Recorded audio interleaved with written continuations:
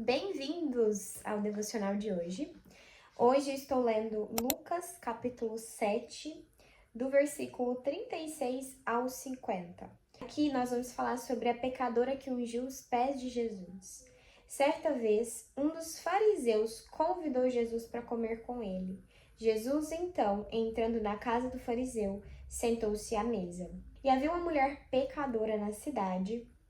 E quando soube que Jesus estava à mesa na casa dos fariseus, ela trouxe um vaso de alabastro com perfume. O vaso de alabastro, na época, era muito caro. Ele, chorando aos seus pés, ela começou a molhar os pés com as lágrimas e enxugar com os cabelos. E beijava os pés e derramava o perfume sobre eles.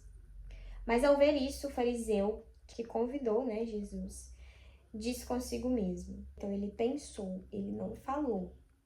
Mas Jesus sabe a nossa intenção, Jesus sabe o que nós pensamos. Quando ele pensou consigo mesmo, ele pensou o seguinte: se este homem fosse profeta, saberia quem está tocando e que espécie de mulher ela é, pois é uma pecadora. Mas respondendo, Jesus lhe disse: Simão, eu tenho uma coisa para te dizer.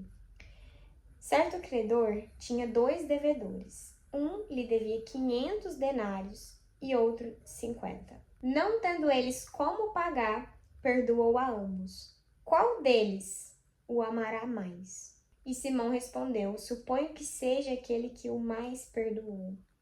E Jesus lhe disse: avaliastes bem. E voltando-se para a mulher, disse a Simão: vê esta mulher, entrei em tua casa e tu não me deste água para os pés, mas ela os molhou com as lágrimas e enxugou com os cabelos. Não me cumprimentaste com um beijo, porque naquela época eles tinham esse hábito de se cumprimentar com um beijo, Oferecer, até hoje em dia, a gente quando vai receber alguém na nossa casa, a gente oferece algo, um copo d'água, você aceita um café, isso é uma forma de receber quem você convidou. Então aqui Jesus mostra para ele o que ele não fez, Então Jesus aqui fala para ele, olha, você não me cumprimentou com um beijo. E ela, porém, não para de beijar os meus pés. Não colocaste óleo sobre a minha cabeça, mas ela derramou perfume sobre os meus pés. Por isso te digo, os pecados dela, que são muitos, lhe são perdoados, pois ela o amou muito. Então, quando nós honramos ao Senhor, quando nós temos um coração quebrantado diante do Senhor, os nossos pecados, eles são perdoados. Deus ama a sinceridade do nosso coração, mas aquele a quem se perdoa pouco, este ama pouco. É por isso que Deus fala muito sobre o perdão, Porque que nós devemos perdoar quando nós nos libertamos do sentimento de mágoa, de tristeza, de rancor. Nós também somos perdoados e nós precisamos do perdão de Jesus todos os dias porque nós somos pecadores. E aqui no texto fala: mas os que estavam com ele à mesa começaram a dizer entre si: quem é este que perdoa até os pecados? Jesus, porém, disse à mulher: a tua fé te salvou, vai em paz. Não existe tamanhos de pecados, nós somos pecadores. Então que nós possamos olhar os nossos erros, não julgar o nosso irmão, tentar corrigir os nossos erros, pedir perdão ao Senhor para que Ele possa nos perdoar. Então, esse fariseu, ele julgou essa mulher pelos pecados. Porém, ela tem uma característica que Deus mais ama, que é um coração quebrantado. Como nós estamos nos dedicando ao Senhor?